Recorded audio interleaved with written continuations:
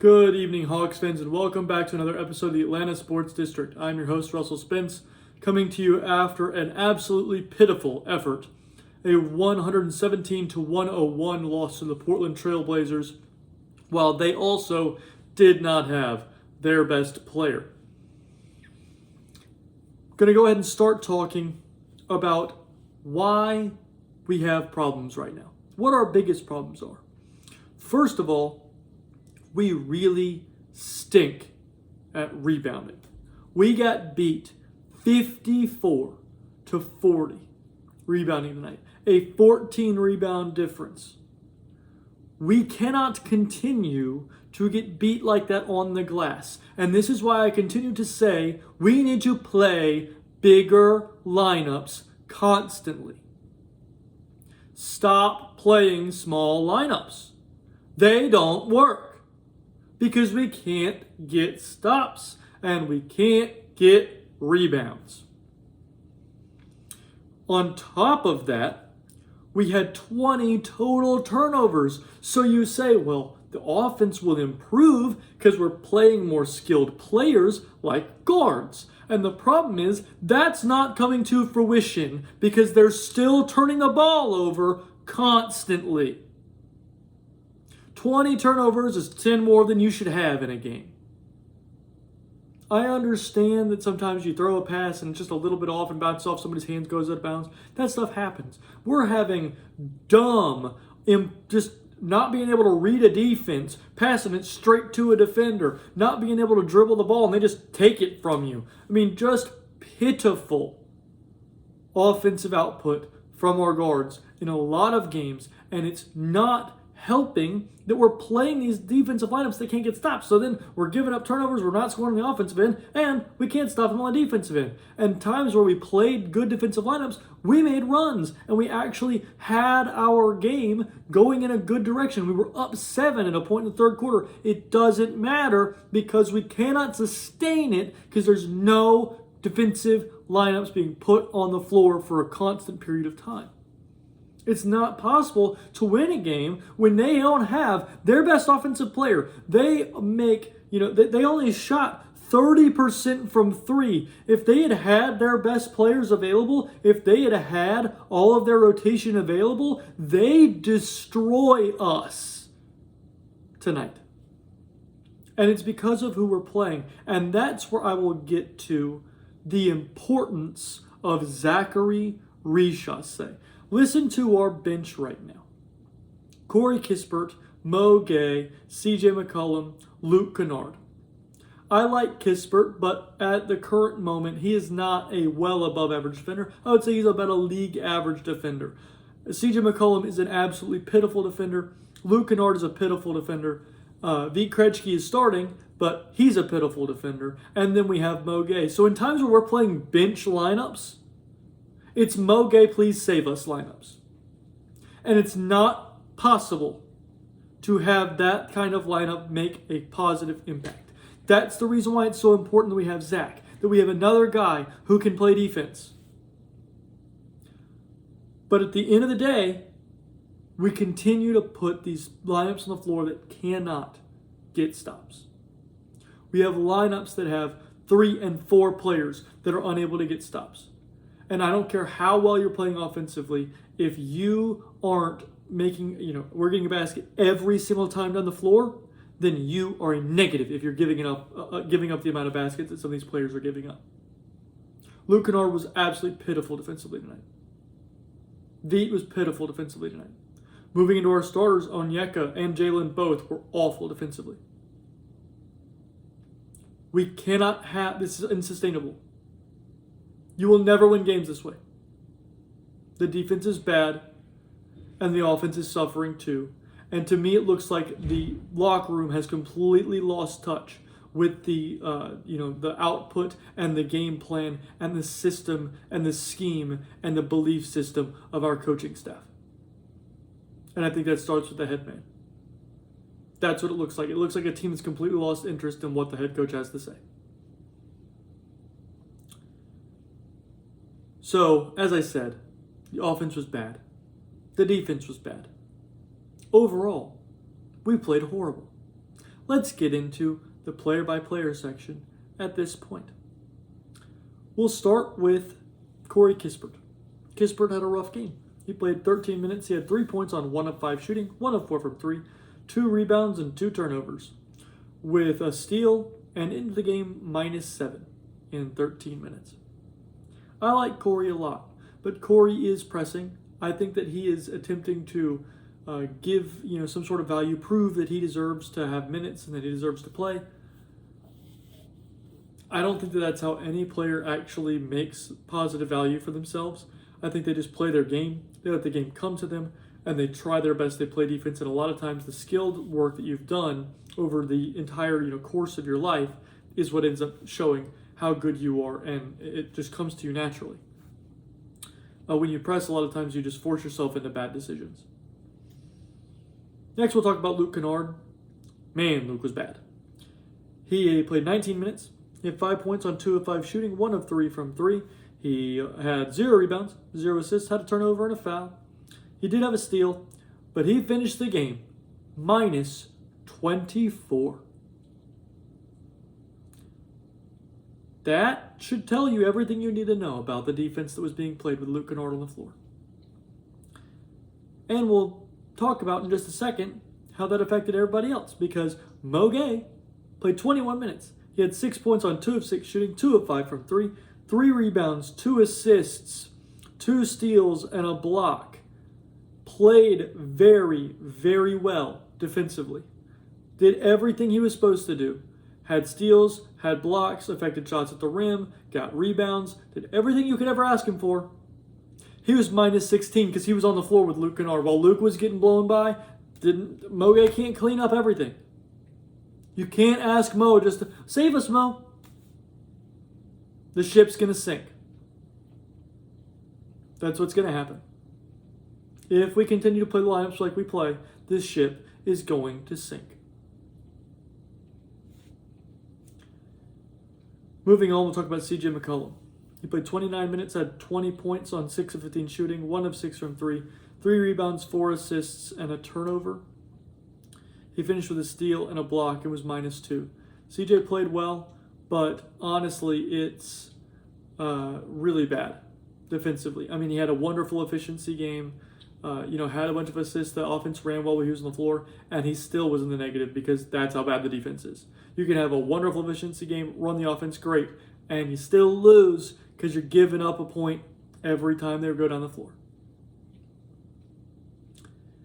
Moving to the starters, Vít Krejci played 21 minutes. He had 8 points on 3 of 5 shooting, 2 of 4 from 3, a rebound and assist.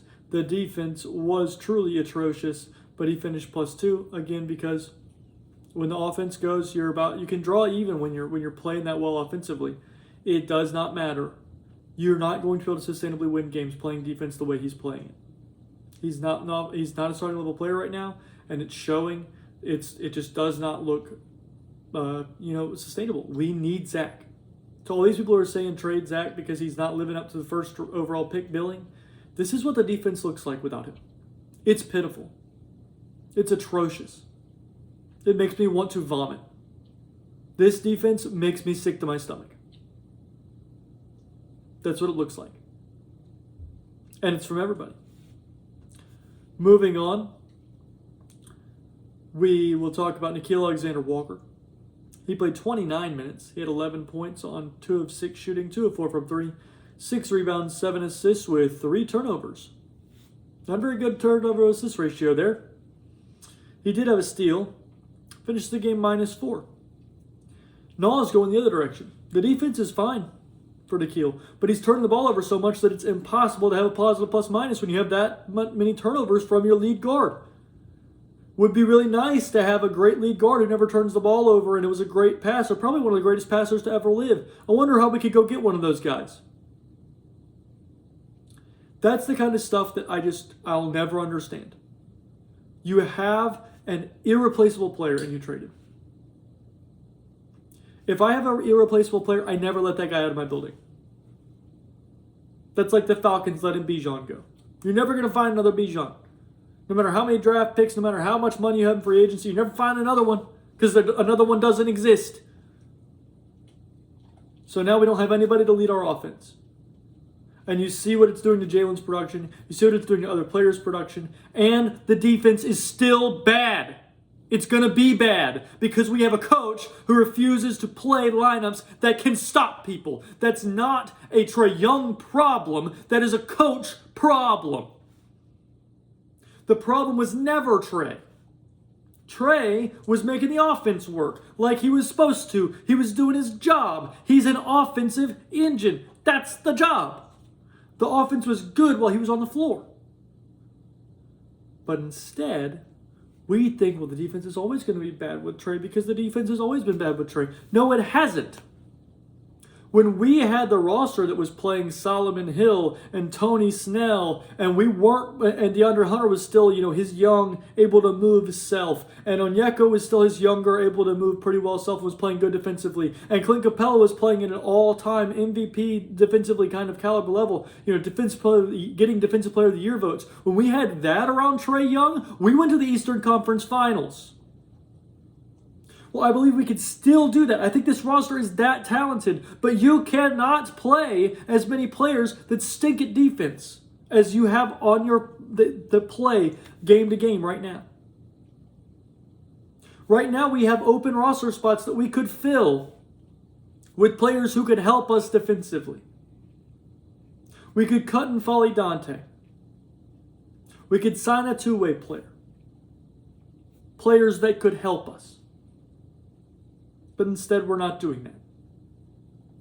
If we wanted to, you could move, you could basically waive Nikola Jurisic and re-sign him to a two-way. And then sign somebody in that roster spot. There are people out there that could play better defense than the people we're putting on the floor right now. But we're not doing it. We're refusing to make that adjustment. And again, like I said a few games ago, when we actually won, because we made an adjustment, we said we're not going to play Asa. We're going to go with defensive lineups. We're going to play bigger. When we made that adjustment, we won the game because of it. Now we're refusing to adjust again, and it's costing us wins against teams we are better than, more healthy than, and should win against. We were up 7 points in the third quarter and then got blown out because of who we chose to play in the rest of the third quarter and for the fourth quarter. That is the problem, that we are refusing to adjust. I made the same analogy the other day, but it's like taking my head and beating it against a wall over and over and over again and wondering why I have a concussion. That's what we're doing as a coaching staff. And to me, that seems very, very dumb. If you saw your buddy taking his head and beating it against the wall and then looking at you and going, why do I have a concussion again? I can't remember why I have a concussion. You'd go, hey, quit being an idiot. That's what you would say. Or at least that's what I would say. So I wish that I could walk up to Quinn Snyder and look him in the face and say, quit being an idiot. I don't care what players make. I don't care what their status in the league is. If you're not playing defense, you ain't playing. I'll cut you. We'll figure it out. We'll find some people that can play defense. And if we can't make the locker room understand the brevity that we need to play with, then that's on the players. But my problem is I don't think it's coming from the locker room. I don't think that the coaching staff is telling them how bad the defense is. Or at least they're not clicking. It's not clicking to the players. They're not listening. Because the effort is pitiful. The defensive rebounding effort is pitiful. The connectivity is pitiful. This team is way more talented than what we are putting on the floor. And that is a huge problem. Continuing on, talk about Dyson Daniels. Dyson played 33 minutes. He had 10 points on 5 of 9 shooting. He had 5 rebounds, 1 assist, and a turnover. Finished minus 13. The defense was really bad from Dyson tonight. Shaedon Sharpe took it to him. Shaedon Sharpe had 24 points on 15 shots. That's what it looks like when your best player attacks and is aggressive, and when our defensive stopper has an off game. I'm not saying I don't think Dyson's a good defender. I do think he's a great defender. But he had a really rough game tonight defensively. He seemed absent-minded in the past week or so defensively. He's not as locked in as he possibly could be. And I don't know what the reasoning for that is, but it's concerning to me because his offense is not very good. And so if you have a not very good offensive game and you're kind of lost and aimless defensively, that's not a very valuable player. There you go. And we're paying that guy $25 million. That scares me. Moving on to Onyeka Okongwu. He played 37 minutes. That's too many. He had 26 points on 10 of 21 shooting, 5 of 15 from 3. He had 9 rebounds and 2 assists. He had 4 turnovers, 3 steals, and a block. Finished the game minus 19. I understand he had 3 steals and a block. Defensively, Onyeka was pitiful tonight. Rebounding was awful. They bludgeoned the paint all night. They attacked our lack of size when he was on the floor. This is concerning to me because it's something that a lot of teams could do because he is the shortest center in the NBA unless you count Colin Murray-Boyles. It was pitiful defensively tonight. As I said, the defense, especially when Onyeka was on the floor, made me want to vomit. That is long-term concerning. And I have been hearing a lot of reports of teams wanting to trade for Onyeka. Go ahead. He's proving that he cannot be a defensive anchor. And that is what we need, is a defensive anchor. We are terrible defensively, especially when he's on the floor. And especially when he's next to Jalen, who we will talk about right now. Jalen played 38 minutes. He had 12 points on 4 of 9 shooting, 0 of 3 from 3, 11 rebounds, 6 assists with 6 turnovers. He did not record a steal or a block, and he finished the game plus 3. Jalen is so talented that it's scary. And tonight he walked around aimlessly for the majority of the game and still finished with a positive plus-minus. When your best player takes 9 shots in 38 minutes, you're going to lose. When Onyeka took 21 shots. When CJ McCollum took 15 shots, you took 9. That is not acceptable. Jalen has to play better. He has to play better, especially defensively. It has been bad defensively all year. And again, if you're going to have him be your best player, one of 2 things has to happen. Either he has to greatly improve defensively, or you have to get a better defensive lineup around him. Because right now, it's similar to Trae Young, where we're going to have to make it where Jalen's the worst defender on the floor in order for that lineup to get stops, because that's how bad he's playing defensively. Again, I think that the team has lost the vision of our coach and that they do not believe in it. I think that we desperately need Zach to help the defense, but I think that it won't help if we continue to play lineups that have Kennard and Krejci and Kispert all on the floor together at the same time. Things like that, I'm going, you will never get stops. I don't know who is deciding who goes on the floor. I'm assuming it's Quinn Snyder. And I would be, if I was in ownership, literally coming to him after every game and going, explain this lineup that was on. I've got a piece of game film here. Explain. How do you think that's going to work? Explain, because it doesn't make any sense to me. Helping me make it make sense. And if he had some, crazy thing that he thought could work, then you go, well, it hasn't worked, so stop doing that stupid thing that you're thinking is going to work. Definition of insanity. We all know what it is. That's what we've been doing. Moving forward, back on the East Coast, we play Boston on Saturday. Hopefully we can right the ship, play better defensive lineups, or else they will run us off the floor. They are offensively very talented and could easily make our lives very difficult. With that being said, I hope that you didn't dislike watching this game as much as I did. I know it was a late game. I hope most of you didn't watch, because that was not a very affable game to watch. At the end of the day, like, comment, and subscribe. Let me know all of your thoughts about what I've said, what you think. What do you think's wrong with the defense? Because it's obviously a big problem. At the end of the day, I hope you have a great day.